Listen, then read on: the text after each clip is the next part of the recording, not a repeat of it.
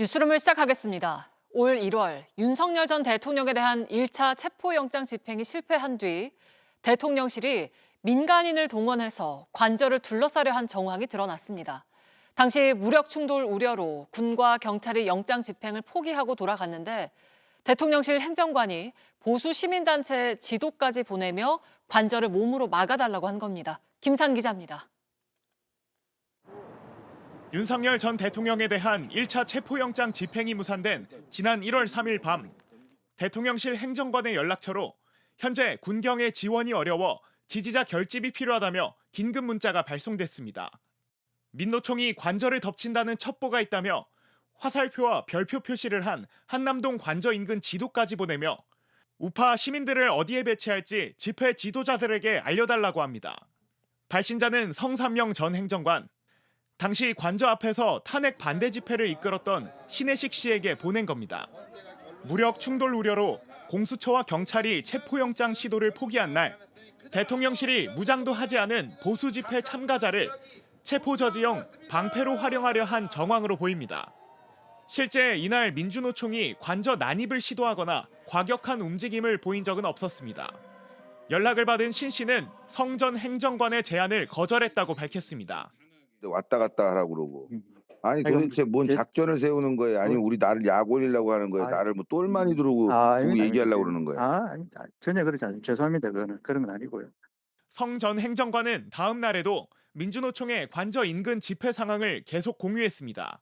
성 전 행정관은 서부지법 난동 사태 다음 날인 1월 20일 보수 지지자들을 헌재로 불러 모으려 한 사실이 드러나 사직했습니다. 신 씨는 JTBC에 2차 체포 직전에도 연락이 와 체포 저지를 해달라 했지만 무시했다면서 다른 단체에도 같은 연락을 돌렸을 것이라고 주장했습니다. 취재진은 성 전 행정관 입장을 듣기 위해 수차례 연락했지만 답을 듣지 못했습니다. JTBC 김산입니다. 이종섭 전 국방부 장관의 도피 출국 의혹을 수사하는 순직 해병 특검이 대사 자격 심사가 졸속으로 이루어졌다는 외교부 직원의 진술을 확보했습니다. 실제 심사위원회는 적격이라고 적힌 서류에 심사위원들이 사인만 하면 되는 식이었고 그것도 하루 만에 끝났습니다. 특검은 정권 차원의 개입이 있었는지 수사를 확대하고 있습니다. 김필준 기자의 보도입니다. 지난해 1월 16일 외교부는 이종섭 전 국방부 장관에 대한 공관장 자격심사위원회를 열었습니다. 공교롭게도 공수처가 최상병 사건 수사 외압과 관련해 국방부를 압수수색한 날입니다. 당시 이 전 장관은 피의자로 이미 출국 금지까지 된 상황. 수사가 속도를 내고 있는데 이 전 장관이 호주 대사로 적임자인지 외교부가 심사한 겁니다. 보통 심사에서는 어학 능력을 비롯해 갑질 여부 등 도덕성까지 따져 이 전 장관처럼 중요한 수사를 받고 있으면 부적격 판정을 받을 수도 있습니다. 하지만 심사위원들은 부적격 의견을 낼 수조차 없었습니다. 심사위원들이 받은 심사 서류에 부적격을 체크하는 공간 자체가 없었기 때문입니다. 이미 적격이라고 적혀 있어 심사위원들은 서명만 했습니다. 심사위원들이 문제를 제기할 수 있는 상황도 아니었습니다. 관계부처 공무원들로 구성된 심사위는 대면 회의 없이 서류로만 진행돼 하루 만에 끝났기 때문입니다. 당시 외교부 담당자는 특검에서 심사가 졸속으로 이뤄진 게 맞다고 진술했습니다. 외교부가 속도를 낸 이유에는 대통령실이 있었던 것으로 특검은 보고 있습니다. 심사 한 달 전인 2023년 12월 7일 이원모 전 비서관이 외교부에 연락해 호주 대사 임명 절차를 준비하라고 지시했다고 당시 대통령실 행정관이 특검에서 밝혔기 때문입니다. 특검은 정무직 해외공관장 심사에 있어 이 전 장관만 졸속으로 이뤄졌는지 살펴보고 있습니다. JTBC 김필준입니다. 여름 휴가를 마치고 복귀한 이재명 대통령이 광복절 특사 명단을 놓고 고심을 이어가고 있습니다. 심사 대상에 조국 전 대표, 윤미향 전 의원 등이 포함된 걸로 알려지자 국민의힘은 이완용을 친일 명단에서 빼자는 거라고 비판했고 민주당은 해방이 왔으면 서대문 형무소 문을 열어야 한다고 했습니다. 최규진 기자입니다. 경남 거제 저도에서 휴가를 보낸 이재명 대통령은 서울로 복귀한 뒤 참모진들로부터 보고를 받았습니다. 주말 동안 공식 일정 없이 현안을 검토할 예정으로 광복절 특사와 관련해선 막판 고심에 들어간 걸로 알려졌습니다. 화요일 날 국무회의를 거쳐서 최종적으로 사면 대상자 명단이 나올 때 윤곽이 드러날 것으로 여겨집니다. 심사 대상엔 조국 전 대표와 배우자 정경심 전 교수와 함께 윤미향 전 의원 등 정치인들이 포함된 걸로 알려지면서 논란이 커진 상황. 특히 윤 전 의원이 지난해 11월 대법원에서 일본군 위안부 피해자 후원금을 횡령한 혐의로 징역 1년 6개월에 집행유예 3년이 확정된 지 9개월 만입니다. 국민의힘은 이재명 정부의 첫 사면이 범죄자 전성시대의 신호탄이 되고 있다고 날을 세웠습니다.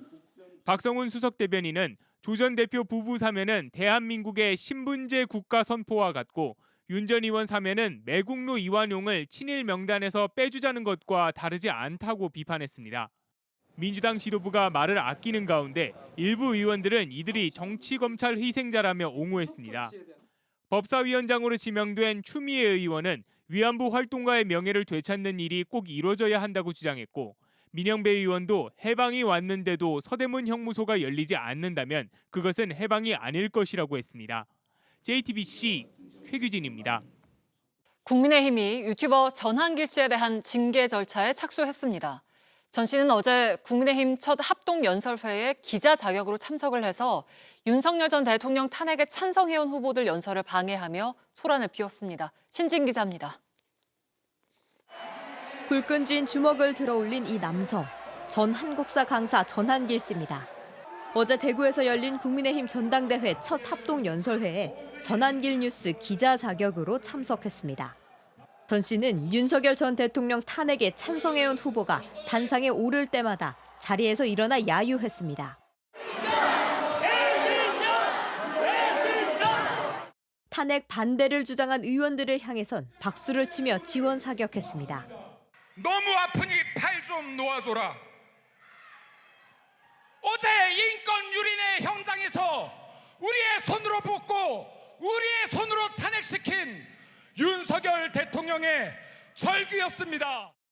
타의 추종을 불허할 만큼 압도적인 연설과 압도적인 감동을 준 사람이 있었는데 누굴까요? 김민수, 제2의 박정희. 와, 진짜 심장이 뜨거워지는 걸 느꼈어요, 오늘. 국민의힘은 소란을 일으킨 전한길 씨에 대한 징계 절차를 밟기로 했습니다. 당은 오늘 오전 긴급 비상대책위원회를 열고 신속한 윤리위 소집, 조속한 결론을 당부했다고 밝혔습니다. 앞서 서울시당 윤리위원회에서 전 씨의 국민의힘 입당 과정을 조사 중이었는데 중앙윤리위로 이첩됩니다. 비상대책위원장을 맡고 있는 송원석 원내대표는 어젯밤 전 씨의 전당대회 출입을 금지하겠다고 밝힌 바 있습니다. 당내에선 출입 금지보다 강한 조치가 필요하다는 목소리도 나옵니다. 안철수, 조경태 국민의힘 당대표 후보는 페이스북을 통해 전한길 씨의 제명, 출당을 요구했습니다. 반면 탄핵 반대파 김문수 당대표 후보는 당이 일부 인사에게만 경고 조치를 내린 건 명백히 미흡했다며 당의 결정을 비판했습니다. 전 씨는 전당대회 입장을 막는 것은 언론 탄압이라고 반발했습니다. 그러면서 오는 10일 예정된 국민의힘 부울경 합동연설회에도 참석하겠다고 했습니다. 지난 뉴스에서 영향력 발휘하지 않습니까? 난닝구 투어도 한번 벌여볼까 뭐 이런 이야기 하면 재밌잖아요. 정청래 더불어민주당 대표는 국민의힘이 내란 세력과 손절하고 야당다운 야당으로 거듭나길 바란다고 밝혔습니다. JTBC 신진입니다. 네, 북한이 오늘 오전 전방 일부 지역에서 대남 확성기를 철거하기 시작했습니다. 우리 군이 대북 확성기 철거에 나선 지 닷새 만입니다. 김재형 기자입니다. 북한이 강화군 등 접경지에서 틀어왔던 대남 소음 방송입니다. 쇠를 두들기는 소리, 사이렌 소리에 짐승 울음소리 등 지난 6월 방송이 멈추기까지 접경지 주민들은 크게 고통받아왔습니다. 그런데 북한이 오늘 이 대남 소음 확성기 철거를 시작했습니다. 합동참모본부는 북한군이 오늘 오전부터 전방 일부 지역에서 확성기를 철거하는 활동이 식별됐다고 밝혔습니다. 그러면서 전 지역에 대한 철거 여부를 추가 확인 중이라고 밝혔습니다.